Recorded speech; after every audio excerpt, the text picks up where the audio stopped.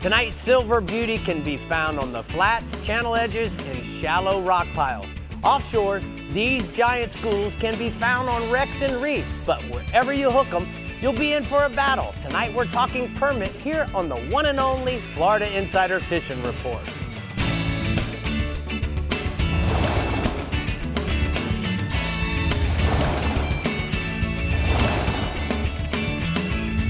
Welcome to the Florida Insider Fishing Report, powered by Harbor Trucks and presented by Yamaha.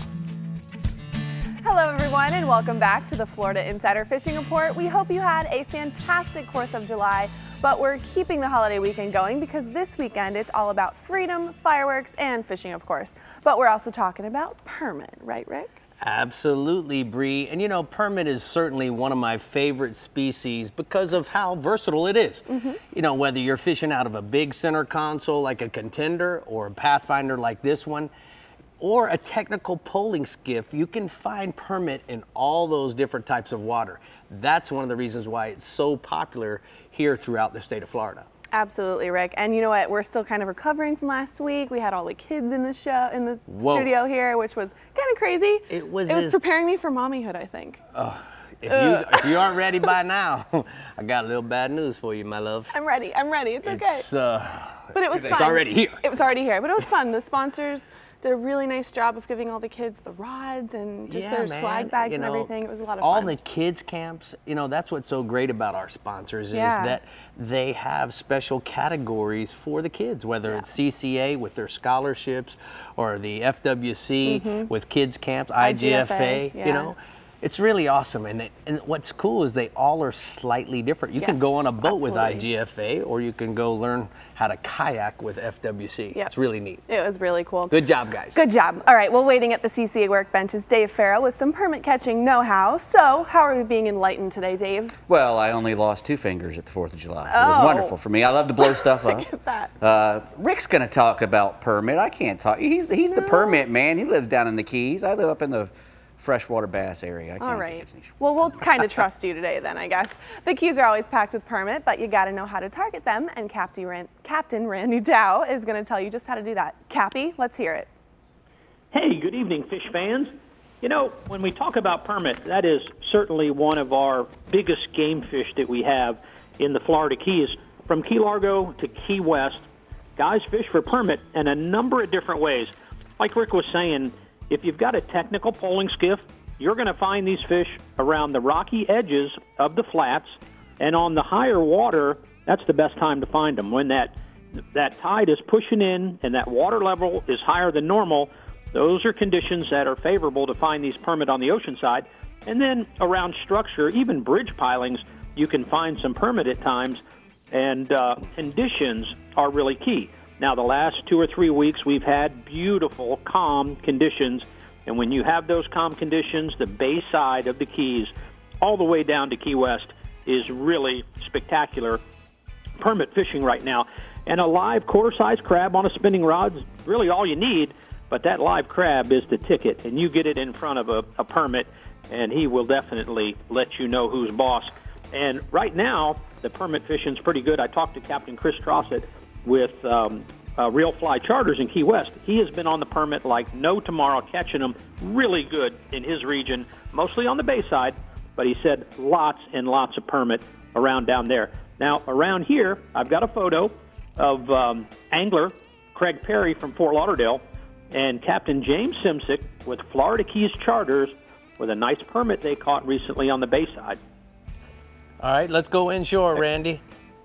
You know, the red fishing is something that's been hot and cold, on and off, and it's just the way it's been. Chokoloskee area's got some better red fishing, more consistent, but we have them at certain times, so your timing is critical, when to be on the flat, what tide, and so forth, or what shoreline or creek mouth. So a lot of the fishing that you're going to do for the redfish right now may be on top of the flats in front of Flamingo, and especially on that beginning of the rising tide is one of my favorite times. And there's some guys that are finding some pretty good numbers of redfish because of this hot weather. They love the heat, and they've been around that region pretty good. And then also guys that are snook fishing, especially along the beaches and the creek mouths, are finding some of these reds mixed in with their snook that they're catching. And one guy that does it very well, Captain Richard Stanzik, at a Bud & Mary's Marina, fishing with his dad, Richard Stanzik, owner of Bud & Mary's, with a nice redfish they caught just a few days ago out back. All right, let's go offshore, Bub. You know, the conditions, again, when I talk about things being lined up, we've got the green light, we've got a lot of things in our favor. We can get offshore in small boats. We can do things that we're a lot more productive in doing because the conditions are in our favor rather than drifting with 6-foot seas. And guys are able to do a lot of deep dropping lately where they're dropping to the bottom with a chicken rig, piece of squid, or sometimes live pilchards, and they're catching some really nice bottom fish. Now, 400 to 700 feet of water, you're going to find snowy groupers, and they're going to be on the edges of some of these humps and drop-offs. Around the hard bottom is where you're going to find them. And I've got a photo of Anthony Palia with a 51-pound snowy grouper he caught off a Marathon. Dang, Bub, that's nice. I want to go do that. I want to do it too. Okay, well, me and Brie ready to go do that. All right, last species. What you got, Bub? You know, blue marlin. We catch a lot of blue marlin in the Keys, but it's not something that you're going to go gear up and go target a blue marlin and be successful. Maybe if you put your time in, but chances are you won't. Now, guys are offshore dolphin fishing. Blue marlin love eating dolphin. And this time of year, it's never happened to me, but it's happened to a lot of other people, and I'm going to show you a picture to prove it. If you get into a school of schoolie dolphin, it's not uncommon for a blue marlin to swim up to your boat and try to eat one of your dolphin that you're catching. So if you're geared up, and that's the key, you have to be prepared. You have to have a rod ready. You can't try to put it together when it's happening because it happens too fast. If you have your stuff together and you have a rod you can put a bait on and feed that blue marlin, you're going to come up with something like this. I've got a picture from Dustin Hansel fishing with his buddy Tony Bowling with Key Largo Fishing Adventures. That happened to them off of Key Largo, and here's their 200-pound blue marlin they caught doing it. They're smiling. All right, man. Good job. Thank you for getting us started tonight, Randy. We're going to go ahead and take a look at the hot spots. Randy says inshore redfish fish the low rising tide on the flats and fish the high tide along the shorelines and creek mouths for the reds. And then offshore, dolphin looking 600 out to 1,200 feet for working birds, large weed patches with bait under them, Brie. Rick, I'm proud of you. Why? You still have your red, white, and blue on. Yeah, man, I'm ready. The holiday spirit. I'm ready. Me too. I like it. All right, we want to remind you about the Key West Marlin Tournament, which is set for July 18th through the 21st in Key West. There's over $50,000 in cash prizes, so test your skills for blue marlin, white marlin, or spearfish at the Woods Wall. There's also other fun fish categories, including dolphin, wahoo, and tuna. For more information, go to keywestmarlin.com. It sounds so much better when you read it than I me. agree. I'm so happy to be back. Next up in the Star Chart and Central West region is our little firecracker himself, Captain Jeff Page. Let's talk permit, Jeff. How you doing, Mommy? So good. All right. That baby's looking cute. She's pretty cute. You know what? We don't have epic permit bites like you and Rick got on out there off those wrecks out there in the Keys, but we do have a pretty good permit bite here in the Central West region. It's year-round as well, as long as the wintertime temperatures don't get too low. Of course, right now, early spring through late summer are the best times, but fall and winter can be just as good. A lot of the permits are taken anywhere from 45 to 100 feet of water, which averages out to about 7 to 11 miles. And they're out holding on near-shore wrecks, reefs, and big areas of hard bottom. Most of the guys like to get out and either anchor up or use their spot lock on their trolling motors and stay off the hard bottom or wreck and free line live crabs, or you can add a little split shot to it. I heard Randy mention quarter size, even up to $50, but no bigger than that. Cool thing about our region is you can dip your crabs on the outgoing tides in most of our inlets and passes. Closer to the beach, we have, especially in the summertime, we have a lot of permits that show up on the backsides of sandbars, Egmont, Passage Key being a couple, and then as you work your way south, down towards Big Pass and New Pass in Sarasota. They're not the big ones like the 30, 35-pounders that hold on the wrecks offshore, but they are 8 to 10 pounds. That's a real neat sight fishing pattern. You usually see them cruising the bars in 4 to 8 feet of water, and you can cast flies at them as well as throw flat skids. I have a couple photos tonight from Captain Jason Stock, JM Snooki Charters of Anna Maria. First one of a happy client, and then a second with a quad release that he had with 4 guys out the other day. All right, what else you got for me, bub? Jag grouper bite remains consistent. With the water temperatures going up, Rick, they've moved out 110 to 140 feet of water, hard bottom, ledges. The key, Rick, has been bringing a mixture of live pinfish, live cigar minnows, and then a couple boxes of frozen baits as well. And if you don't like that, you get into a bigger area of hard bottom, you're going to want to try trolling the X-Rap 20s or 30s in pink or chartreuse. Got a really nice tag photo tonight of Yamaha Master Technician Ryan McIntyre of Sarasota England Marine with the big gag he got last weekend. All right, what else you got? Let's go inshore now, bub. Inshore, with all these afternoon thunderstorms we've been having, Rick, redfish are showing up, especially in the north part of our region, from, say, Palmasola Bay up towards Joe's Island. They're holding on those outer bars, especially on that first half of the outgoing tide. When that tide's maxed out and then it starts to fall, those fish usually get out on the edge. Guys are throwing live pinfish or pilchards under a cork, or they're throwing cut ladyfish chunks on the bottom. If you end up throwing the lures, it's hard to beat the 4-inch saltwater assassin sea shad in the golden brim pattern on a 1/4-ounce chartreuse jig head. I've even heard mention of some redfish hanging out in New Pass and Big Fit Pass at night, and those fish have been bigger, Rick, 32 to 36 inches, and they're being taken on live pinfish. Redfish photo tonight of our man Buster from Calusa Cast Nets with a nice red he got with me not too long ago. And our final species, snook.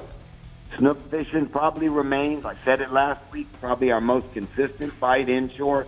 Lots of fish in the passes, inlets, and along the beaches. Today we fished the beaches just south of New Pass. We caught 30 snook, all sight fished, all of them, all holding on rocks and sand structure. The best guys that want to walk the beach early in the morning with their fly rods can sight fish casting parallel to the beach at fish laid up there along the beach. Or if you want to throw a lure, it's a good idea to throw a DOA glow shrimp or a 3-inch saltwater assassin dapper in the white pattern rigged weedless. Longboat Pass, Big Pass has been just as good, and top water fishing around the Long Bar Point area with a chartreuse bone skitter walk has been really good. Last photo tonight is of one of our sponsors, Yamaha Motors Frank Wilhelm and photographer Mike Fuller. They fished with me last week, Rick. All right, thanks for all the pictures tonight, Captain Page.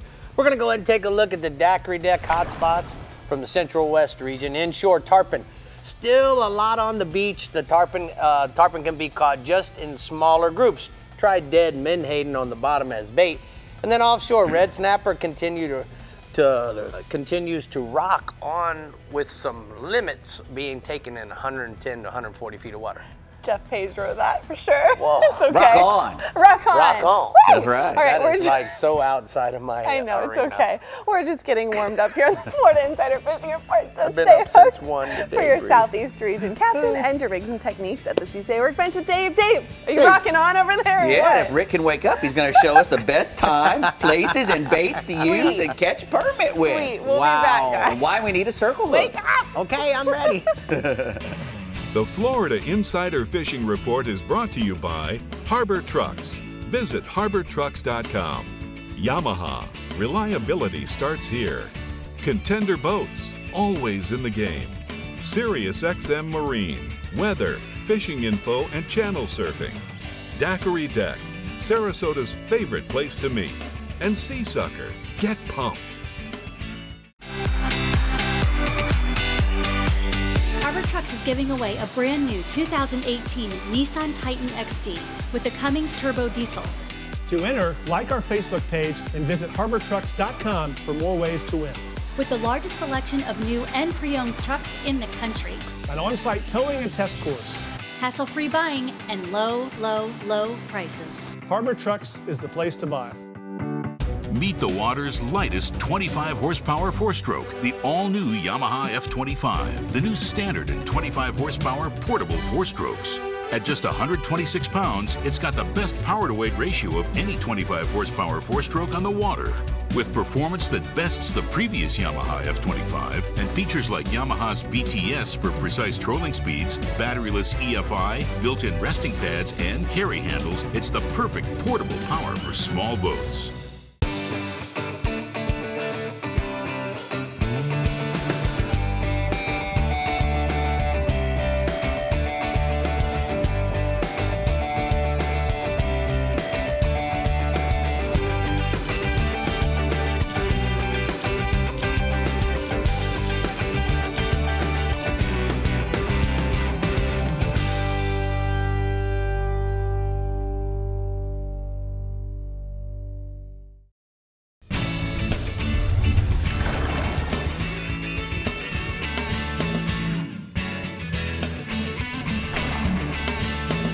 Welcome back. Here's a look at the FWC news and notes. July 9th through the 13th is the Saltwater Fish Camp, grades 3 through 5 at Apollo Beach. July 12th is the Nature Coast Fishing for Youth program in Cedar Key.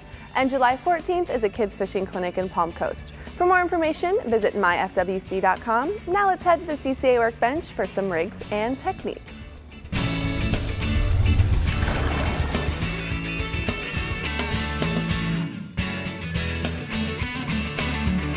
So Dave, we're here at the Academy Sports Rigs and Techniques here at the CCA workbench. And you're going to share some permit knowledge. I am. You know, I've seen a few permit, and I've seen a lot of them in pictures and stuff. I've only caught one, and that was by accident. And but you know, when they get really big, he's a jack. So you know, he's a jackfish. So he's going to fight like a jackfish. They fight hard, and they got that big, you know, like wide tail, like they all do, and they're wide, elongated body. As a matter of fact, when they get really big, they look a lot like a giant trevally from the side. Correct. They have that same elongated but very wide body and those big stiff fins that really, you know, that's how they give it to you. They get on their side and give you business. Now, because you got to worry about how hard they fight, it's important to pick the right rod when you're going permit fishing, correct? You know what? That's exactly right, Dave. Now, see, this is one of the things, I'm so glad we're talking about this tonight, because both these rods are Akumas. One is an offshore design rod, medium heavy rated. Right. Okay. Now we actually have this big Azor, but look at the difference in the size of the rod that you would use if you were fishing offshore in a reef or a wreck situation where you don't have to cast. Look at the size of the differences between these two rods and reels. I mean, it's amazingly different. Both of them are rated medium heavy. The difference is one is an inshore design, so that it has a light tip. It has obviously small fighting area here, so it's just not nearly as big. But the point is that this is designed for fishing inshore where you have to make technical poling. I mean, chasing after the fish versus reeling one up from deep water. Correct. Now, with that being said, you got to understand if you're going out in the center console and you're going to be fishing on wrecks or reefs, 20 feet of water, you're going to want to use this big rod like this Akuma here. You know, the key is that plus to get them away from those other critters down there that might want to eat them as well. Absolutely. So the one thing I think that we need to understand is when we're fighting a fish, a permit, Dave, a big mistake we make is that we fight him like we would fight a tarpon, or we fight him like we fight a redfish or a snook, and we want to pull down his backbone. And as soon as he feels that line touch his side, what did he do? He immediately turns the way that it touched him, and he comes back at you. So, my good friend Mark Croca, who's caught more Grand Slams on bait than anybody alive with his clients, he taught me early on when we were doing a lot of fishing together in the late 90s and early 2000s, is that when you hook a permit, you hook a Jack Crevalle, it works for a Trevally if you're in a different country, you're going to want to pull. If the fish is going left, you're going to pull, stay ahead of the fish, so that when he's constantly pulling against you, it works similar to a tuna as well. Those fish that have that same shape, they'll do this. As soon as you try to pull down their backbone and try to back them up, what they immediately do is turn around and go this way or turn around and come back at you. So it doesn't work by pulling down their backbone like you could typically pull most fish. Keep that in mind. Doesn't wear them out as much. Absolutely. So the rod that I like is the Shadow Stalker medium heavy 7 foot. I load it up. It's still a place for mono on the flats, Dave. This is 12-pound Suffolk Superior in the blue, and I double the line. And you know, we've gone over this years and how to hook a crab. You're gonna just hook the crab in the side. But as you can see, this VMC 7385 of 5.0, Dave, it's gonna go in the side of the crab. But listen, this is what's so very, very important. When you go it just to did it by pull, itself. Look, if this is the permit's mouth, the snook's mouth, anytime we're using a circle hook, you just pull. And look how it goes every time, guys. If I pull hard, you see what happens? You yank, it doesn't snag. You just want to pull lightly. Look how the hook turns every time. You see that? Yep. It's that simple. That's what you have to keep in mind. It's very hard for fellas because we do the same thing when we're using circle hooks for blue marlin or anything else. Everybody wants to jerk because that's how we all learned. You know, when we're bass fishing or fishing for brim. You know, when you feel a bite, you pull back. Not with a circle hook. And I'll tell you what, even with a J hook, it works better if you just reel most of the time. 90% of the time, if all you do is reel, you end up getting a hook in the fish. That's some of the great things that I learned fishing with Mark Croca is even when we were fishing J hooks in the Red Bone series, you know, with a shrimp or with a crab, when he'd get a bite, just reel. And he said, Rick, reel 1,000 times the speed of light times 1 trillion for 10 seconds, and then he'll be hooked. Yeah. Because what we always want to do, especially with the mono. Right, and what we always want to do is right about the time that the drag starts to take over and you feel that pressure in your reel handle, we want to look up. We do it offshore. Right when you start to see the drag start to go out, we stop. We feel the pressure and we stop. Don't stop, guys. Reel through the pressure and you'll hook more fish that way. Beauty. The follow through. Yeah, the follow through. That's right. Speaking of follow through, Brie. The follow through. And if you listen to everything Rick says, you'll definitely catch a permit, because I did, and I caught a permit. It was great. The Casa Vieja Southeast region has got the permit you're looking for, so listen carefully to Captain Jimbo Thomas if that's what you're after this holiday weekend. Hey, Jimbo.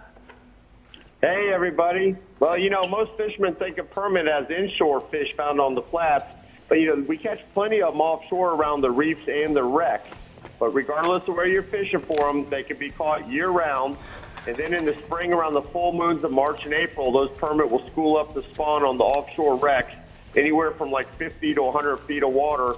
And on the calm days, you can spot them up on the surface. They'll be flashing, or I call it mooning, right up near the surface. And then they're also commonly caught off the beaches and in the inlets throughout the region. But by far, most popular way to hunt those permit is on the flats. Now, when the wind blows and it pushes in lots of sargassum weed, the permit, they can be found along the edges of the flats and the channels, and they feed on the small live crabs and shrimp that are holding in that seaweed. And then when that wind drops out and that weed doesn't get pushed into the bay, that's when it's best to look for them, and they're going to be tailing or mudding or just cruising up on the flats. Now, you want to look for flats that have hard bottom that hold crabs, sea urchins, and other crustaceans that they like to feed on. And then regardless of where those permit are, the best bait by far is a live silver dollar-sized blue crab. And very rarely will a permit pass up a crab if you just get it anywhere near them. Now, a live shrimp will also work, and pink 1/8 to 1/4 ounce skimmer jig and crab pattern flies. Those are also great permit baits. Now, our good buddy Captain Joe Gonzalez says the ideal permit fishing day would be light wind in the morning, and you fish those permit pushing wakes and spinning, and then have the wind pick up to like 10 to 12 miles an hour in the afternoon. And when that wind kicks up, he says it allows for improved sight fishing. It cuts down on the glare. And then lately, he's been finding those permit on the inside and outside flats from Soldier's Key, South Angelfish Creek, and he's been fishing on the hard bottom oceanside flats in 2 to 4 feet of water. And then around Ragged Keys, he's been finding schools of like 7 to 10 pound permit on the incoming tide. Now, staying inshore from Lake Worth Inlet south to Government Cut, there's been really good snook fishing. You want to get out to your local inlet in the evening and drift live baits on both the incoming and outgoing tide, and just about any good live bait will work. Herrings, pilchards, pinfish, croakers, whatever you got that's going to work for these snooks. You want to fish that live bait on a Jupiter rig, use 40-pound fluorocarbon leader and a 5/0 circle hook. Now also jigs with soft plastic tails bounce along the bottom. That's also going to get some bites. Now some of these snook have been up to 25 pounds, and don't forget that they're catch and release until September 1st. Now I got a picture here, and that's yours truly here, with one of about 15 nice-sized snook that we caught over the weekend in South Biscayne Bay, and they were on fire. Jimbo, what's with the Santa Claus suit, baby? I love it. I like it. It's gone. I took care of that the other day. Okay. But that fish is great too, Jimbo. Good job. Okay. Well, going offshore, we're still finding dolphin on a daily basis, and from one day to the next, it's been just so-so or really good. And the size on average has gotten a little bit better. We're finding some schools of small fish, but the bulk of those fish have been in the 5 to 8 pound range, and there have been some larger fish mixed in. Just like in the past month, those fish have been offshore anywhere from 8 to 15 miles. You want to look for patches of weed, floating debris, and then in the afternoon, we've had birds coming on them. And the larger fish have been traveling to the south, and they've been moving pretty fast, making it really hard to stay in front of them. But the few fish that we have been, the few larger ones have been under the birds. Now, the few of these fish, we're catching them on the troll with rig bait, small lures. Once we locate that fish, we're casting live baits like small pilchards, blue runners, and cup bonita, and cup ballyhoo. And there's also been plenty of bait under any of those weed patches and the floaters.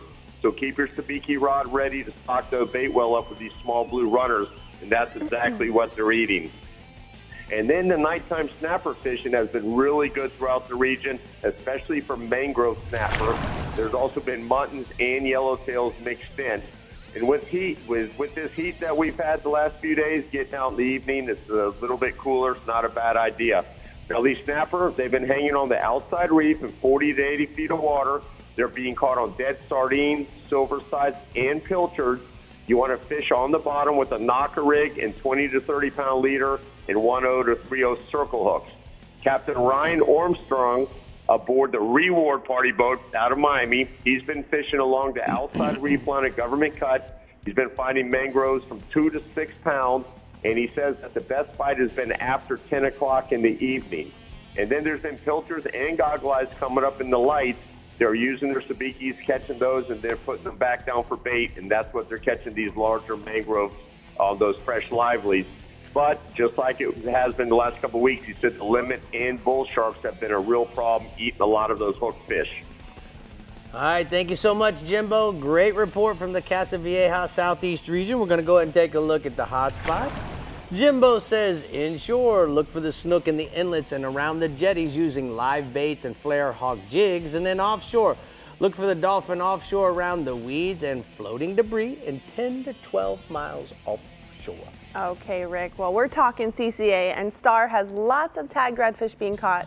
11 so far, 10 by unregistered anglers and 1 by a registered angler in Okaloosa County. There are still 5 great prizes to choose from, including the Truck, Contender, Hughes, Carolina Skiff, and Cottonmouth Boat, all powered by Yamaha with 11 species and 17 divisions. There's something for anglers of all skill levels. And remember, it's not the biggest fish that wins, as most division winners are determined by a random drawing.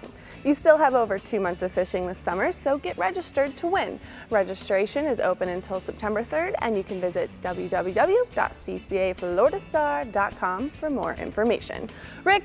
Yes? People need to get registered. Yes, they do. This is crazy. 10 unregistered and only 1 person won. 1 out of 10? That's no bueno, guys. Come on, man. Go get registered. You won't regret it, I promise. We're taking the party to the Southwest and East regions when we return on the Florida Insider Fishing Report, so stay tuned and we will be right back. The Florida Insider Fishing Report is brought to you by Power Pole, Swift, Silent, Secure, Bass Assassin and Saltwater Assassin, the best lures, period. Blue Water Outriggers, everything for your outdoor adventures. The American Fishing Tackle Company, any fish, any water, since 1958. Costa Sunglasses, see what's out there. And Casa Vieja Lodge, 5-star angling in beautiful Guatemala. I'm Captain Rick Murphy, and I'm a life member of CCA. Why am I so involved with CCA, you ask? Because I want our fisheries to be in better shape for my kids and their kids. CCA is working to ensure the future of recreational fisheries and the rights of recreational anglers. The future of fishing starts today with you. How do you want to leave things with your kids? If you're like me, you'll want to make the right choice and go to joinccaflorida.com right now. As close as you're going to get to a sure thing for catching billfish is Guatemala. They're here, man. This has been a 20-year run, buddy. These things haven't left. There's no cycle. When it comes to sail fishing, this is the real deal.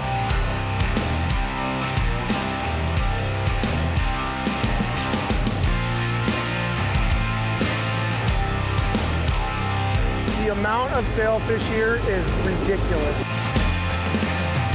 As a top Nissan Titan dealer in Florida, Harbor Trucks is excited to offer your business a new 2018 Nissan Titan, starting at only $25,999. No gimmicks, $25,999. Our ridiculous volume allows us to offer this one-time deal that includes America's best 5-year, 100,000-mile bumper-to-bumper warranty, hassle-free buying, and low, low, low prices. Contact our commercial specialists now at harbortrucks.com. So I'm here with Lee from Harbor Trucks, and Lee, you know, this Titan really seems like it's got a lot of power. Why don't we tell everybody about the towing capacity of our Titan with the V8 as well as with the diesel? Great. Rick, you know the 5.6 liter V8 that we're in now, this is our gas engine, right? And this has 390 horsepower and 394 foot-pounds of torque. Also married with a 7-speed transmission. Love it. So the diesel that I have, tell me a little bit about that Cummins. That Cummins is just the powerhouse. I mean, we're 310 horsepower and 555 foot-pounds of torque. And the beautiful part is, with some minor modifications, we can punch it up quite a bit more. How much more can we punch it up? I think that's really important to talk about. Well, you know, if you do a full-on delete, and my accessory guy, Robert Centers, who you've probably already talked to, I mean, we're talking, you know, 500 horsepower, 900 foot-pounds worth of torque. Wow. And that comes with a pretty heavy-duty transmission, too. Now, I notice in tow haul, as I start to slow down and just lightly apply the brakes, seems like we've got a lot of brake. Why don't you tell me about the brake? Well, the beautiful part in this particular series, in the Platinum series, which we're in, of course, you've got the integrated trailer brakes, and because we're in tow haul, the communicators and the trailer brakes, everybody's talking to each other, the trailer, the truck, and it's all going to make it nice and seamless for you, less wear and tear on your braking system. So what about the size of the disc? You know, that is a great question. When Nissan first came out with this, they made some mistakes. The mistake was they had made a small rotor and put it on a heavy-duty truck with a great engine. And what they learned after some problems is now they got a huge rotor and huge brakes. Well, guys, if you have any questions whatsoever for Lee or any of the other guys, you can simply go to harbortrucks.com, or you might want to hit them up on Facebook at their Facebook page, Harbor Trucks. Welcome back, and wouldn't you like to win a Nissan Titan from Harbor Trucks? Well, the Harbor Trucks giveaway is making it easy, and all you have to do is go to their Facebook page, like it, mark going to an event, and tag a friend. But there's so many more ways to win until the end of December, so head on over to harbortrucks.com for more information, and good luck. Guys, since it's summertime and every day is a good boating day, we all need to be alert and safe on the water. And Rick has just the perfect person to talk to. Rick, who is our guest with you over there? You're absolutely right, Bree. We have Jeff Barnes from the U.S. Coast Guard Auxiliary. And Jeff, you know, we just finished 4th of July, and you know, July is a great time to do some boating. So what do we need to understand to be safer boaters? Well, there's a lot of things out there that can make you safer. And in fact, we just came out with our more recent statistics from 2017 that showed us that things like drinking, operator attendance, as far as like being able to see what's going on around you, and as far as operator experience, those are some of the biggest factors when it comes to boating and making sure that you're not drinking, that you had the experience, and that you're paying attention to what's going on around you. Now, July is the highest month for having fatalities and boating accidents. So what do we need to know? Is there some courses that we can take, Jeff? Yes. So there's a lot of courses, and in the United States Coast Guard Auxiliary has courses, and you can go online. You can find out where those courses are nearest you, and you can sign up for those. There's also the Power Squadron, and as well as the FWC. All right, so let's talk about some of the products that we have to have on the boat and make sure that we're safe. Well, one of those other things that will help you be safer on the water is get a vessel safety exam, and it's free. When you're at the dock and we come up to you and ask you if you want to do a vessel safety check, take it because it's free. Now, when you go in the water and a Coast Guard vessel stops you, not so free. That's where it's going to start costing you money. So it's better that we take care of it on the dock, give you a shopping list, and you can go on. This is a Type 4 ring. Most people have these square seat cushions with the handles on it. We also have the inflatable. Now make sure that when you have these on board, that you got to wear these in order for it to count as a flotation device. Right. Otherwise, you can wear one of these. Great for kayakers, jet skiers. Exactly. Those you can have on board a vessel if it's just a regular recreational boat, and you can have those ready to go and deploy when you run the trouble. All right, flares. Flares, that's one of the most important things we look at when we do a vessel safety check. You gotta make sure the dates are good and they're on board at all times. And then what about a VHF radio? VHF radio is a good thing to have for all vessels, whether you're a paddle boarder, whether you're a 16-foot John boat or a 26-foot Pathfinder. You want to make sure you have a radio to make sure you can stay in contact if you have a problem. So if anybody has any questions, what website do they go to, Jeff? You can go to the Coast Guard Auxiliary website at cgaux.org, and you can also get pamphlets like this for your regulations, aids to navigation books. Make sure you take a PLB with you if you need to, or EPIRB on your boat. Well, thank you for taking time out of your busy schedule, which I know very well. But Bree, we got to keep going. Yes, we do. The Bell's Southwest region is here with its Captain Ronnie Houston, who's got quite the report for you. So let's hear what he has to say. Go for it, Ronnie. Well, like always, it's a pleasure representing the Bell's Southwest region. But when we talk about permit in the region, when we fish for a permit in the Southwest region, the main focus is going to be on the offshore side. But we want to concentrate on structure, wrecks, towers, and artificial reefs, especially some of the new artificial reefs to the south in the Collier County area. Now, you can start as close as 5 miles, and you can go out to 40 miles depending upon the weather. Now, early spring to late fall depending on water temperature. If you're strictly targeting permit, this can be a run-and-gun bite or simply having patience and sitting on some of these areas for a matter of time waiting for the fish. Now, you can see the fish on top in schools, or you can simply mark them on your bottom finder. Now, probably the best bait is a live crab, but live shrimp or bright-colored bucktails will also work. Free-lining the crabs or just adding a little weight depending upon where they are in the water column. Making several drifts back and forth along the structure or anchoring up. Either way, plenty of opportunity with fish at the moment up to 35 pounds, and that's all the way from the south all the way up to the north. And I got a prime example of some fish that have been caught down to the south, doubled up while fishing with Captain Brian Sanders, so there's plenty of opportunity to be catching permits. Now, still on the offshore side, we're going to talk about the gag and red groupers. Mark a while in the Sanibel, fishing in depths of 135 to 155 feet, fishing hard bottom, scanning your bottom finder. Fish areas that are raised with bait off the bottom, but the key here is moving around until you get into the areas where you start to catch quality fish, and it happens quick. There's no reason I'm making long runs from spot to spot. Once you catch quality fish, just keep moving around in those areas and you'll stumble upon them. Bites have been initiated by using squid or herring, but bigger fish seem to be caught with live sardines or pinfish. All baits work well. If you have the opportunity, though, catch you some live sardines on the way out. And I got a prime example of some fish I just caught while fishing with Captain Mike Avenant and some buddies of mine. That's just a small example of plenty of fish we caught that day. And what really impressed me the most, the fish ability for 6 guys on his contender and the run we made with those dual 300 Yamahas. So if you get a chance, check out Captain Mike Avenant out of Naples. Now, on the inshore side, we're going to talk about the redfish. Coon Key to Jack Daniels Key, fishing the early morning outgoing on the outer faces of the outer Gulf Islands, fishing areas of oysters, mullet schools, and finger mullet schools. Following the mullet has been a key point because these fish are mixed in with them, and they're moving with them even to the outer edges and the lower stages of the tide. Now, the key baits are live pilchards, finger mullet, cup mullet, and ladyfish. But early morning, it's really hard to beat a holographic orange skitterwalk or a Bass Assassin Die Dapper 5-inch smoking shad on a 1/4-ounce jig head, steady retrieve due to the motion of that paddle tail.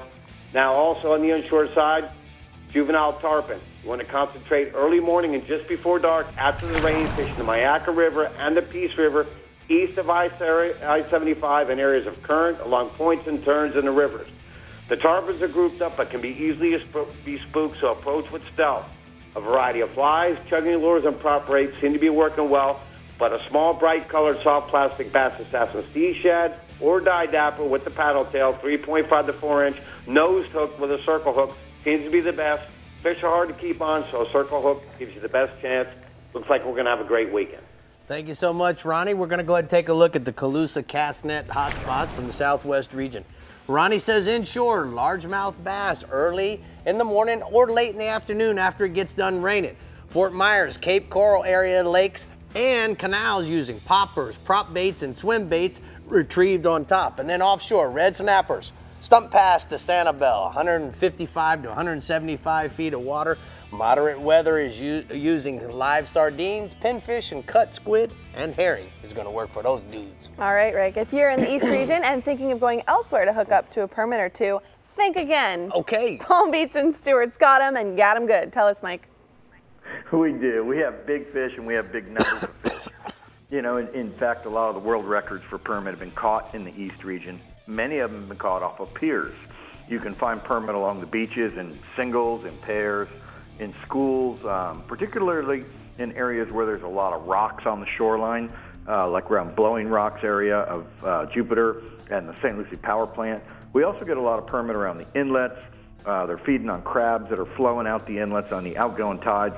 And then we have our offshore permit, which you can catch on the wrecks as well as in the St. Lucie power plant outflow. And permit are crustacean eaters, so you know, they have great eyesight, so you want to target them with a live crab, like a $half size one, because they cast well. You want to try and use a bigger crab if you can. And you can fish them with 25 to 40 pound fluorocarbon leader, a 4.0 VMC circle hook, or like a 3/8 ounce Bass Assassin jig head. Cast it ahead of the moving fish, let them come to the crab, don't bomb them, let them swim up to it. And if you feel that little tick, tick, tick on the line, come tight, because that's the permit crunching the crab. The average permit in my region is going to be 15 to 25 pounds. I got a photo there. That's Kyle Heggie. He caught that nice permit on a live crab. He was fishing out of Stewart with Captain Greg Snyder. The other thing we got going on inshore, there's really about 2 weeks left in the tarpon migration along the beaches, and it seems like a lot more fish are around in the afternoons right now than there are in the morning.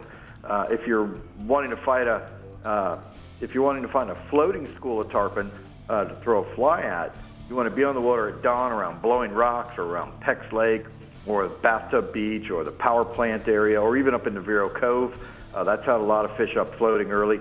As the sun gets up and the fish start to move, you just kind of run the beaches looking for schools or strings of fish that are in that clear water.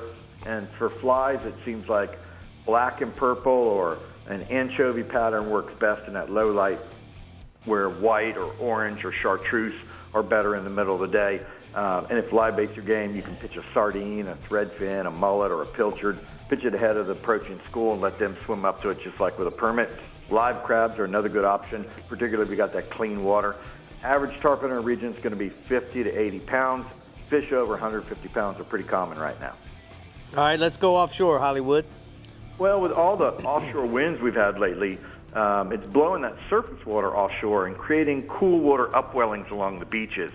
Most of that cold water that we're seeing is from St. Lucie Inlet north all the way up to Vero Beach.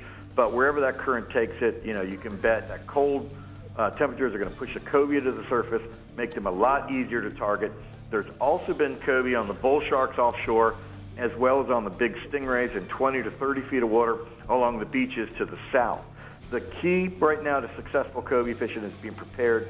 That means heading out the inlet with a chartreuse jig or a lip plug on a rod and ready to cast at any cobia that pop up in front of you. You can also target them with live bait like a threadfin or a Spanish sardine or even a live shrimp or crab. Thing you want to remember, there's a minimum 33-inch fork length on cobia, and there's a lot of small fish out there right now. So you might want to bring along a landing net so you can net the fish and measure them and, without harming them, and then be able to let them go if they're undersized. Average cobia right now is 8 to 20 pounds. The other thing we got going, there's still a great sailfish bite going on in 50 to 120 feet of water from Jupiter all the way up to Jensen Beach. A lot of the fish are being caught by anglers running up to fish that are free jumping and then just putting out baits, or by driving up on fish that are cruising on the surface and sight casting to them. The majority of the fish encountered are traveling in schools of 2 to 6 fish. So you want to have a pitch bait ready at all times to throw to fish you see cruising, and keep your baits in the water after you hook up on a sailfish so you have a shot at multiple fish. And while ballyhoo is fooling, a handful of fish right now, the vast majority of sailfish that are being caught are coming on live bait, specifically live Spanish sardines, thread fins, or pilchards, or goggle eyes. And you can bridle the baits and slow troll them. You can drift and chum with juvenile pilchards, put out some larger baits in the spread, and wait for the sails to come up. Average sailfish right now is around 40 pounds. I got a photo there. That's me releasing a sail. Scott Deal caught that. He sight cast that fish in 60 feet of water. There were 5 other fish with that school. It ate a live pilchard, and we hooked 2 more out of that school. So they're around right now. Pretty work out of a Pathfinder, bub. Hey, let's go bass fishing. What kind of report do you have? Well, the water levels are just over 14 feet on Lake Okeechobee. That's a little bit high. It's pushing a lot of fish to the outside grass lines. It's really ramped up the shad bite in those areas. The key has been to find the areas of Kissimmee grass, particularly on the southern and western sections of the lake. When you find that Kissimmee grass, pitch a white swim bait, a white spinner bait, or a white frog into the grass and work it out. The bite's been early. It's mostly school fish, but there are some 4 to 6 pound fish in that mix. You want to be on the water by 6 o'clock at the latest. Watch for fish blowing up on baits. If you don't see any action, move. Just keep moving around till you find fish. Once you find them, you can catch them on just about every cast. For those that are looking for real big bass right now, there's still some bluegill on the beds. You'll catch some around the bluegill beds, throwing like a swim bait with a chartreuse tail. Or you can grab 6 to 10 dozen live shiners, work the outside grass lines. And most of the guides right now are catching 30 to 40 fish up to 8 pounds. They're off the water by 10, 10:30, 11 o'clock because the heat's just been brutal, and that's really shutting the bite. So the bite's early and also late in the day after the afternoon thunderstorms. So Lake Okeechobee's hot in more ways than one right now. Thank you so much, Mike. We're going to go ahead and take a look at the Atlas Jack Plate hotspots from the East region. Catch and release snook at the South Jetty and Fort Pierce, saltwater assassin 4-inch sea shads and baitfish flies. And then offshore, mutton, lane, mangrove, and vermilion snappers on the sand piles off of St. Lucie Inlet. Sardines, cigar minos, and pilchards or squids is going to work. I got snapper and minos in one hotspot. Wow. So special. The Central East region is on our minds, but so are some new products with Dave at the CCA Workbench. So Dave, what kind of gifts do you have over here for us? Aren't these cute? Oh, I love these. Those. These are Rick size. That's why they're so big. It's like holding a baby shoe in my hand. When they're smaller, including Rick. New soft science. We'll be right back. My girl's shucking for a raise. Yep. You know it. The Florida Insider Fishing Report is brought to you by Academy Sports and Outdoors. For all, for less. FWC, the Florida Fish and Wildlife Conservation Commission. Soft Science, Supreme Comfort Footwear. Real Legends, exclusively at Bell's. And Maverick Boat Group, makers of premium boat brands Maverick, Hughes, and Pathfinder. Yamaha's 4.2-liter V6 offshore 4-strokes. For those that like their V6 lighter, faster, and stronger. Setting new standards for power, efficiency, speed, and lightweight. Built for the rigors of offshore boating. Packed with Yamaha's legendary reliability. And now Yamaha's 4.2-liter V6 4-strokes offer a choice between digital or mechanical controls to match your rigging preference. Yamaha. Reliability starts here.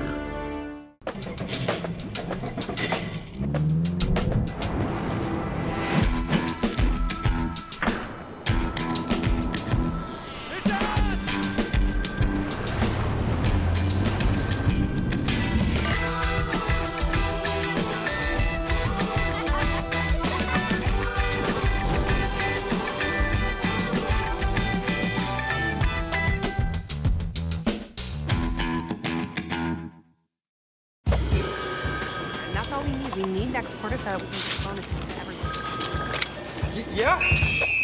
Stop working right now! Look outside. Is this spreadsheet weather? No, it's not. This is fishing weather. So stop clicking, get out there, and catch a bass.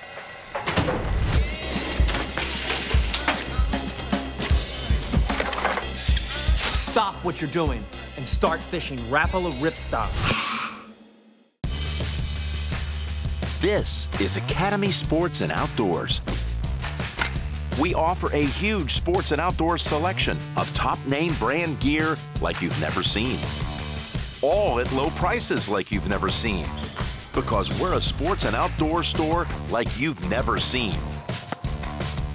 Visit us in store or at academy.com for the guaranteed lowest prices. Academy Sports and Outdoors, for all for less.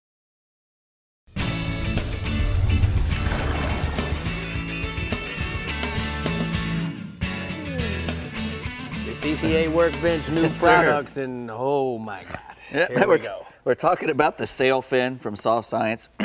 Is a new shoe. They're very fast drying, as all the products are. Incredibly light, which I really appreciate about them. They have that mesh upper that dries really fast. They have the 5 eyelets, which are, this looks like metal, but it's not. It won't go bad on you. Doesn't rust. Yep, non-slip outsole, and they have a good flow through here. If you get a bunch of water in the footbed, it all flows out the bottom. That's and, correct. And it comes out the sides too, not the bottom. So when you step in a puddle or something, it doesn't come flooding up through the bottom.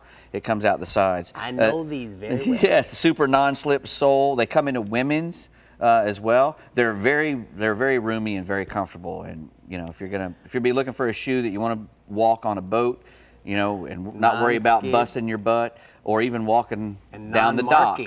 Non-skid and non-marking. Trillion got the same. They got a really nice insole inside that comes out. It's removable if you get a hold of it, and it's made out of the same stuff that's made out of the bottom. So it's and the cool part Trillion. is that you can wash all this. Correct. You know, separately. Correct. And you need to. You need to if you're me, because I don't wear socks with them. Oh boy. All right.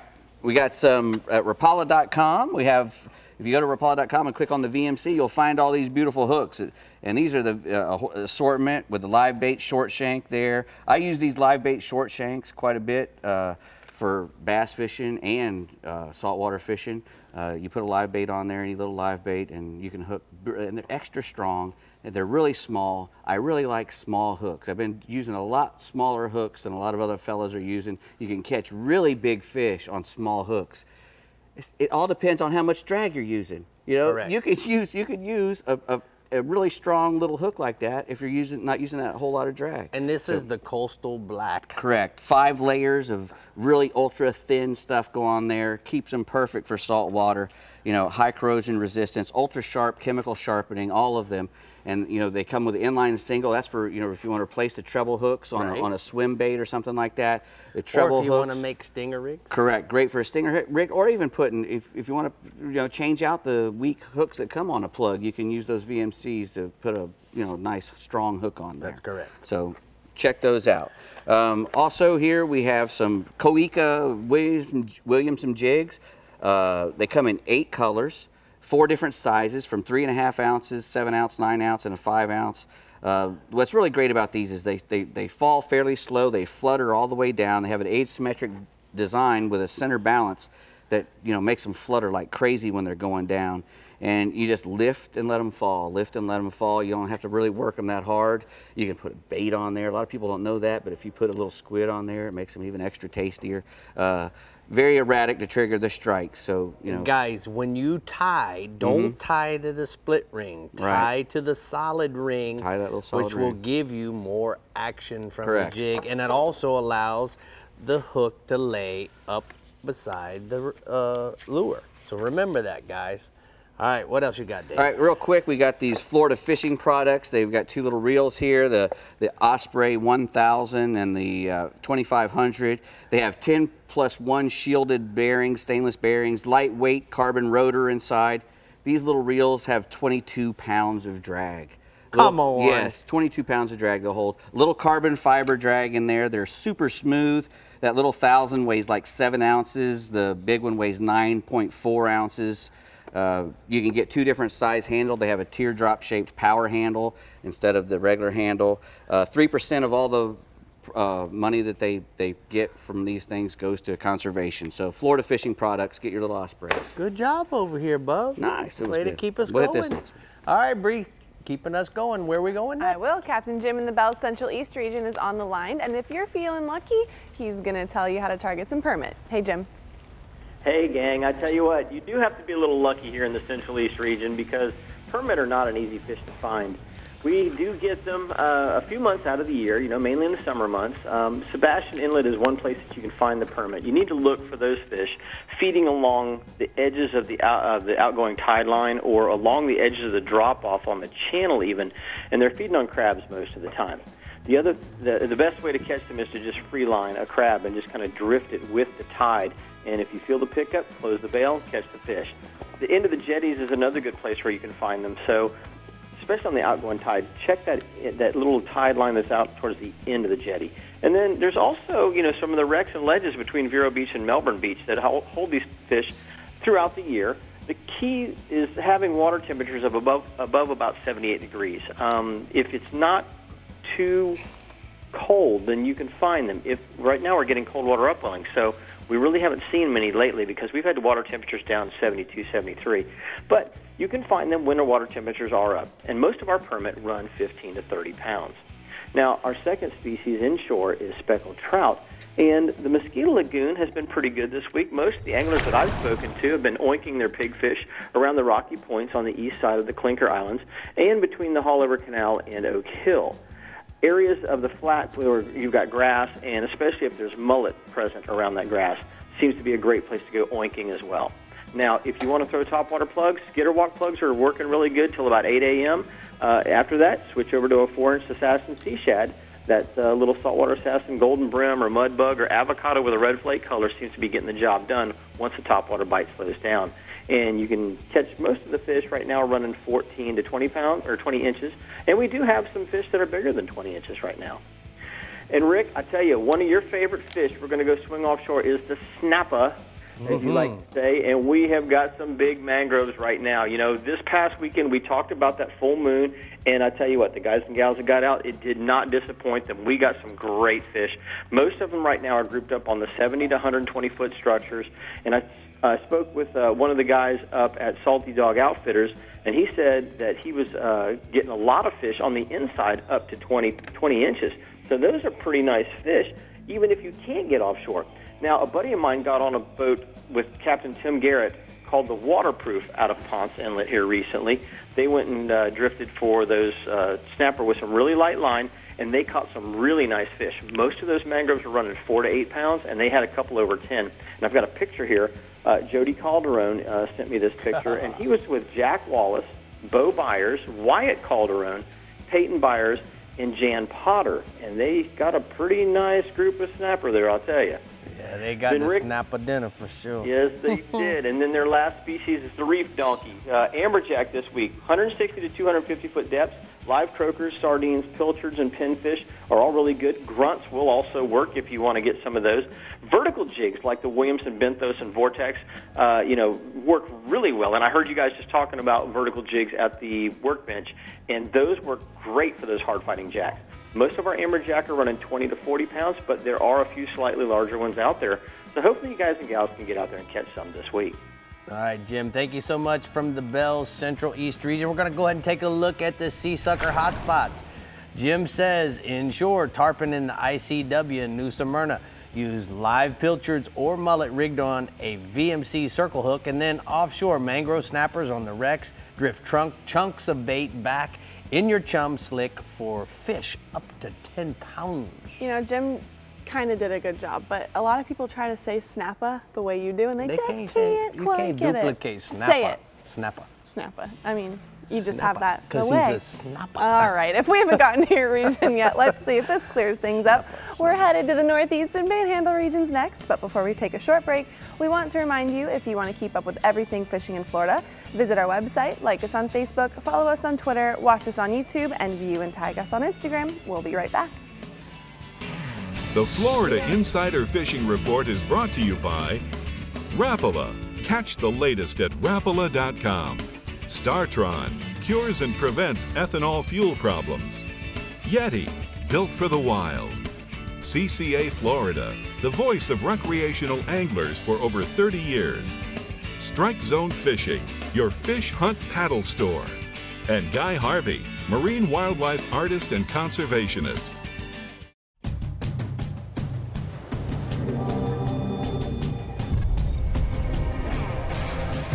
Real Legends Performance Clothing. Everything you need to be comfortable on the water all day long. Keeps you cool, dry, and protected from the sun. Durable performance technology at an unbeatable value. Shop anytime or go to reallegends.com to find a Bell store near you.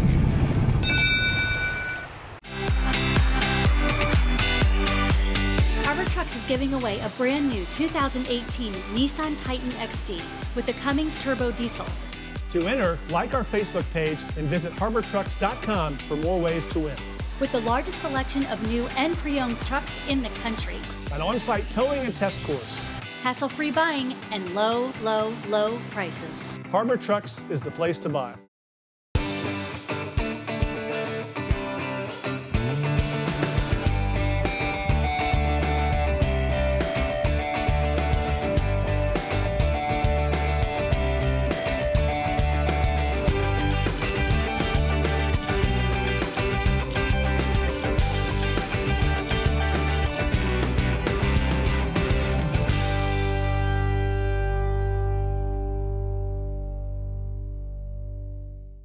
Flagler Construction Equipment is your certified Volvo equipment dealer, servicing 55 counties in Florida. With Volvo, you get brute strength combined with bulletproof durability. That means low downtime and optimal production. Flagler Construction Equipment is the partner for all your Volvo sales, service, and rental needs, and your first and last stop for legendary customer service and support. Push boundaries with Volvo. Get to know Flagler Construction Equipment by stopping by one of our 6 locations, or visit us on the web at www.flaglerce.com. Remember, guys and gals, for weekly reports from our 9 captains, you can go to our website at FloridaInsiderFishingReport.com. And don't forget to like us on Facebook, follow us on Instagram at Captain Rick Murphy and Official Insider. I said you. Yes, I said yes, you did. I did. Captain Tommy Derringer in the Strike Zone Northeast region is live on FaceTime, so let's hear what he has to say. Hi, Tommy. What's up, guys? Hey, I missed your FaceTime faces. I missed you. We missed your FaceTime face, we too. missed out on the girls. We just didn't have, we had so many kids, we didn't have room to even get the camera guy over here. We could barely get in our own spots, right, Brie? Right. They're going to have their own kids show, Tommy. You'll have to bring them on maybe next week or something. Okay, that sounds good. Yeah, they'll like that. Well, hey, I hope you guys and everybody else had a great, fun, safe 4th of July. And you know what? Unfortunately, we don't have a whole lot of permit here in the Strike Zone Northeast region. We do get a few, and usually the few that are caught, it's usually caught while fishing for pompano. Now, we don't talk fishing from the beach that much, and that's just what permit and pompano fishing is in my region. The permit that are caught here are usually caught along the beach, mixed in with the pompano during their migration. Now, I spoke to a few of the best surf fishermen around, and they told me they catch a permit or two every year, and you know what? They're big fish, sometimes in that 15 to 30 pound range. Now, legendary pompano fisherman Larry Fishman Finch told me the best times to fish for pompano is when that water temperature is around 70 degrees. Late September through November are his favorite months, although you can catch them year-round. You know, there's a few things he looks for when he targets those pompano or permit on the beach. The first is the clean water. Second is you want to make your cast right to where the waves are breaking on that outside sandbar. As the wave crashes the sand on the bottom, it disturbs it, and in turn the bait, and that's where the fish are going to be feeding. Now the third is the bait. Larry Finch, you know, he's told me many times that when the pompano first hit the north end of the region, he's going to use small, fresh river shrimp, but as they work their way south, he's going to switch it up to something a little bigger, maybe a big sand flea.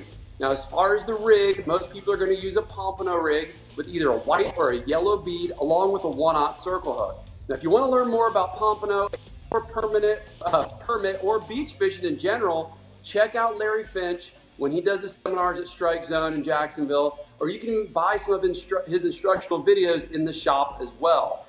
Now, staying inshore, once again, I'm talking about flounder. I spoke to a couple of our flounder pounders this week, and it seems like the flatties are definitely starting to stack up at all the inlets. Matanzas Inlet, as well as St. Augustine, have been hot spots for them this week. Now, there's also been some big flounder caught around some of the nearshore wrecks and live bottom close to the beach. A small finger mullet, if you can find them, they've been a little scarce. That's been the best bait, and a close second would be a big mud minnow. Now, we also have a good early morning low tide this weekend, so targeting small creek mouse and runouts on that last hour or so of the outgoing tide, that's probably going to be a good bet. That water's still going to be cool first thing in the morning, and those fish should be on the feed. As always, remember to let the fish chew a little bit before setting the hook. That's really important with flounder, and I've got a photo here. This is Jude with a nice flatty that he caught near Matanzas Inlet with Captain Chris Herrera from PalmCoastFishing.com. Now, moving offshore, you know, there's been some big mackerel caught here over the last week or so throughout the region. Quite a few fish in the 40-pound class and even in the 50-pound range. That's what's sitting atop the Kingfish Shootout leaderboard right now. Now, the kingfish bite has still been really good on all the nearshore stuff, although most of those fish are still in that snake range, or about 8 to 15 pounds. Now, some big fish are being caught right along the beach and right there along the rip lines at all the inlets. The usual live pogie, trolled slow on the top or on the downrigger, has been the go-to as usual. And I've got another photo here. This is Mark and his daughters Lisa and Leslie with some nice kingfish they caught this week with Captain Rob Bennett from coastalfish.net. Now, staying offshore, you know, the mangrove snapper bite, it's going strong right now, kind of depending on who you talk to, but there's some really big ones around. A thermocline has been around in the 70 to 120 foot range.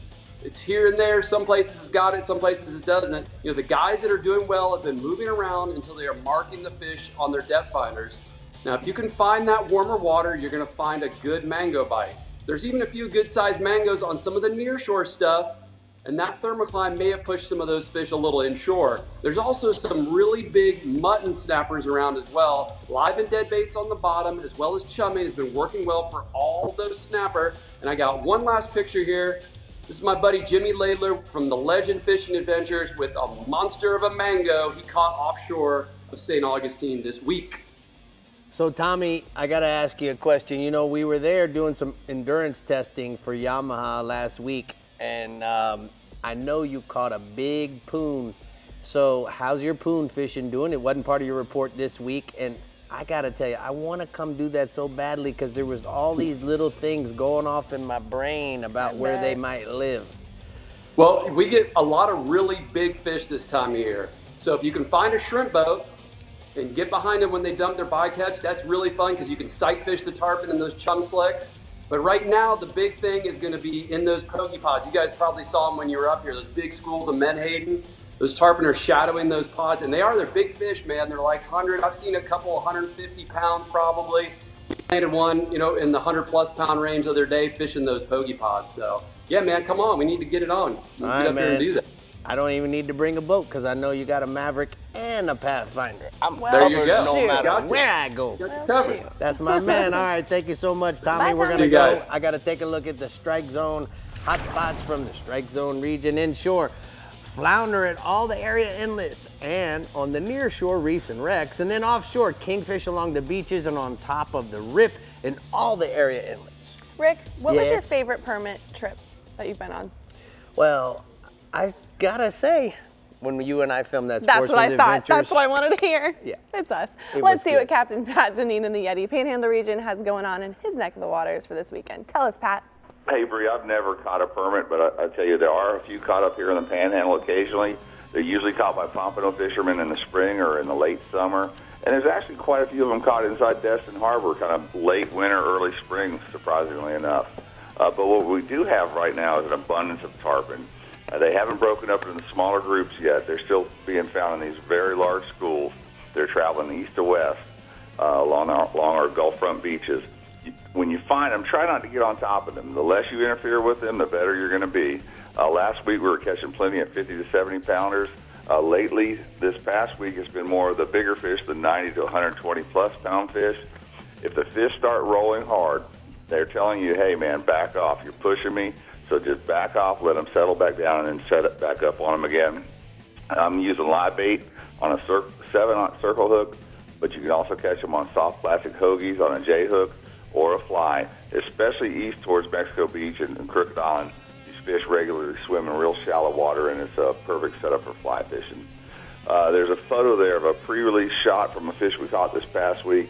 A nice full-shouldered tarpon caught off the beaches of South Walden. How big was that fish, Patar? Rick, most of them are running 90 to 110 pounds. I know we taped one that was at 140. Oh, that's a nice fish. Yeah, man. Tell me about those trouts tonight. Hey, it's been exceedingly hot up here in the Panhandle, but the trout fishing remains steady. If you want to beat the heat and catch some trout and also beat the 4th of July boat traffic, fish at night. Hit the residential docks and lighted bridges. Live baits are best, but anything representing a small bait fish or shrimp is also good. So streamer flies, clousers, soft plastics, twitch baits are all good at night. And it also goes a long way to be stealthy at night. So set up current of the light, make long casts up current of the light, and let your bait drift back into it. And there's a lot of keeper trout, 15-plus inch trout being caught. Moving offshore, the blue water report is similar to last week. It's been very good this summer. It's been a bit of a hike to get out there, but we've had calm seas and winds despite all the rain we were having. So that, that trip south of the spur doesn't seem quite as long if it's calm. Unlike summers in the past, this summer there's been plenty of mahi and some wahoos around.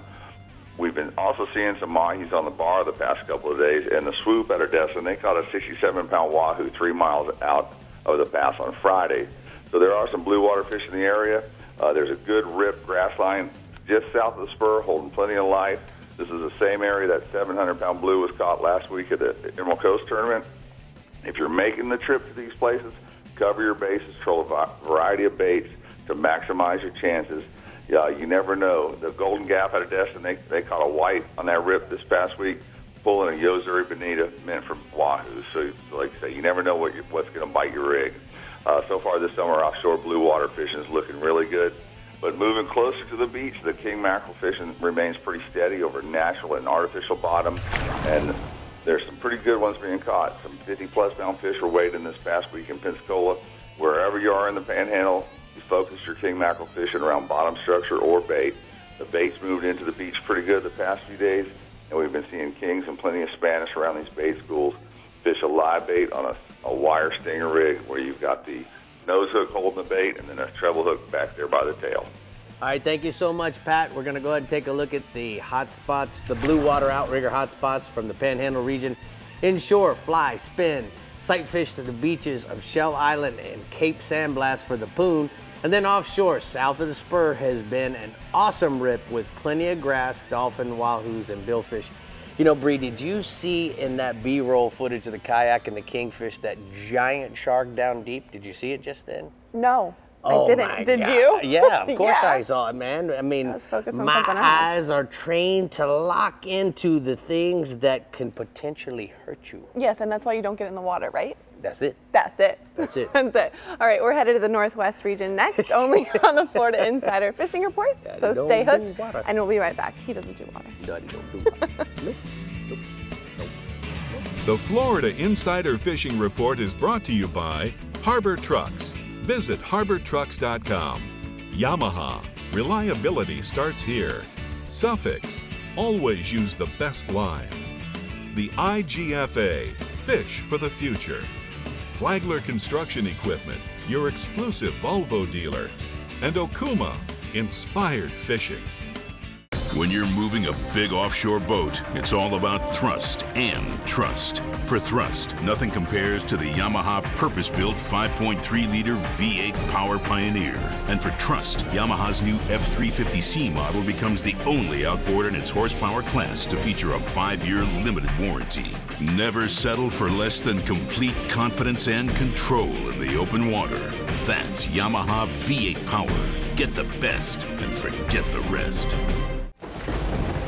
Outside is a bully. There are bears, screaming fleet-footed waters, arrogant mountains, Goliaths, Goliaths, Goliaths, and 100 other excuses to stay inside. But there are ways to deal with bullies. Remember the glory days of gasoline? It's just not made the same anymore. Kick your gas into gear with StarTron. Pump up the performance in all of your engines. Cure the problems of ethanol with the power of enzymes. And maximize your mileage every time you drive. Kickstart your engines with StarTron. As a top Nissan Titan dealer in Florida, Harbor Trucks is excited to offer your business a new 2018 Nissan Titan, starting at only $25,999. No gimmicks, $25,999. Our ridiculous volume allows us to offer this one-time deal that includes America's best 5-year, 100,000-mile bumper-to-bumper warranty, hassle-free buying, and low, low, low prices. Contact our commercial specialist now at harbortrucks.com.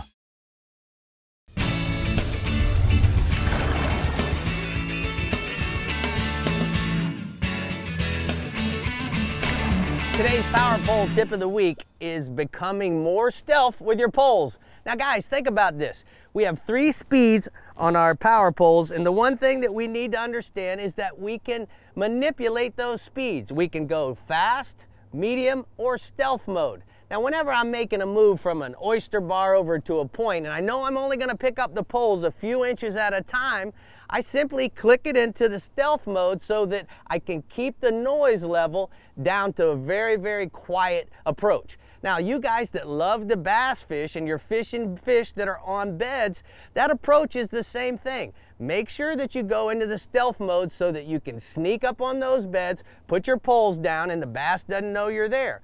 Keep in mind that by simply manipulating the speeds through your multifunction switch or through the app using the key fob, this will make a great approach, and that's today's Power Pole tip of the week. Power Pole tip. You know, Brie, being able to manipulate the speed manipulates the noise, and a lot of guys don't understand that we have 3 speeds through that multifunction switch. So guys, if you have any questions, certainly just go on the Power Pole's website. It's self-explanatory. Plus these tips are still there too. Or just call Rick. Yeah, man, call me. Just call him up. Call me. The Flagler Construction Northwest region has permit, and since your captain loves them so much, he's going to tell you where you can pick one up. Hagalicious, let's hear it. They are. They're one of my favorites to go catch, other than right behind tarpon, probably be my number one, but love permit fishing. And in the southern half of my region, we've got a ton of them. Our big fish usually show up, the 30 to 45 pound fish usually show up at the beginning of April, end of March, depending on the water temperatures and really good numbers. Our schoolie fish usually show up just a few weeks after them, and then I'm talking about those 10 to 20 pound fish around the reefs and wrecks. And they're not really far after them. And crabs, I know you guys have been hearing this all during the show, but crabs are the way to go. If you got crabs, it's really hard for a permit to turn them down. You want to use 25 to 40 pound fluorocarbon leader, depending on the water clarity, 2/0 to 4/0 hook, depending on the size crab you're using. You can get away with a shrimp every now and then, tail hooked on a jig head, but that crab is really hard to beat. One big tip I do when I'm permit fishing over a wreck or a reef. A big permit will usually make a straight steering run. So if you've got a heavy drag and he can't get away from the wreck or reef, he's going to pull you down in it. So when I'm permit fishing, I usually start off with a light drag. I'll either be on my trolling motor on spot lock, or I'll have a throw buoy.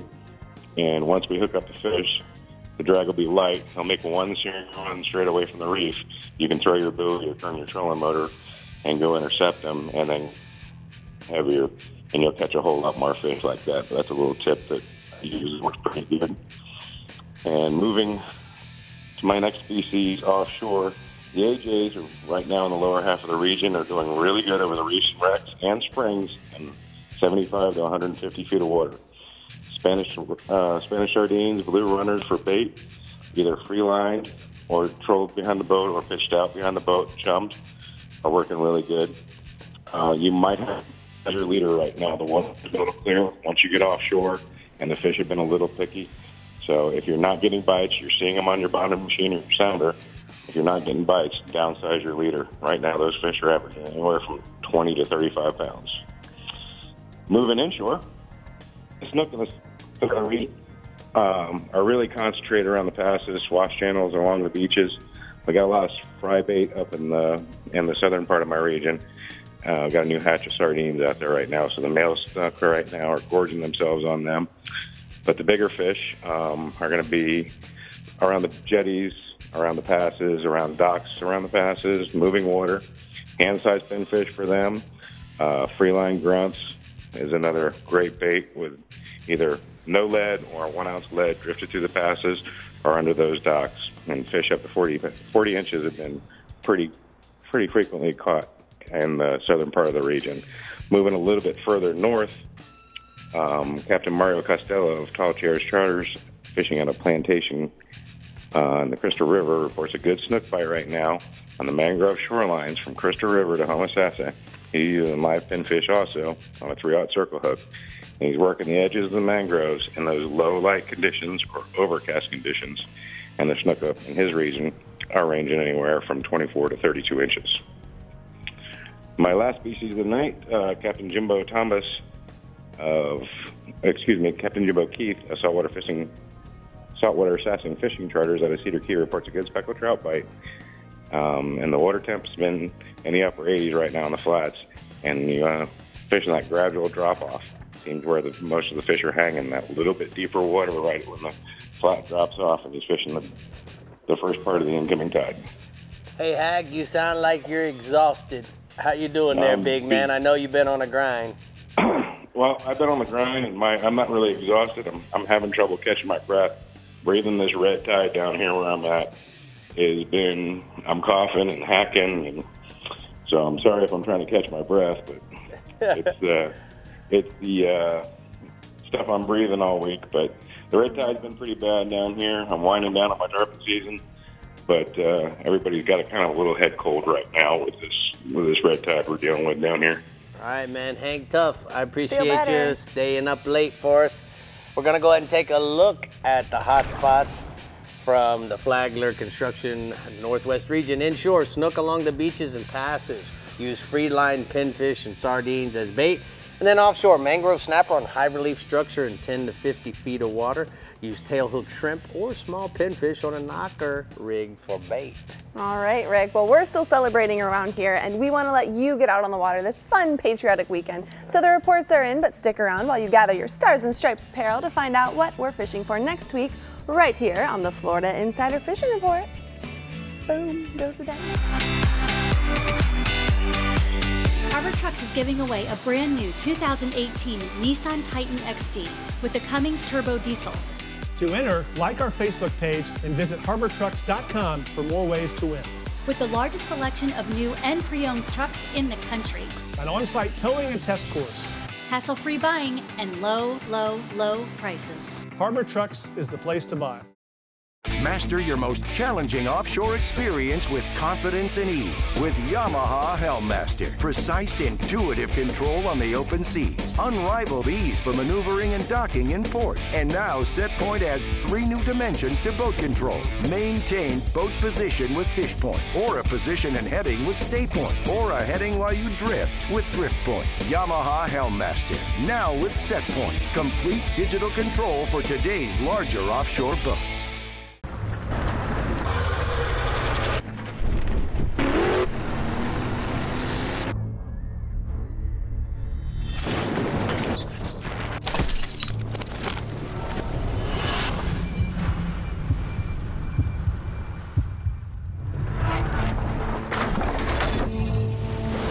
When you're paid to put fish in the boat, you don't mess around with the thing that puts fish in the boat.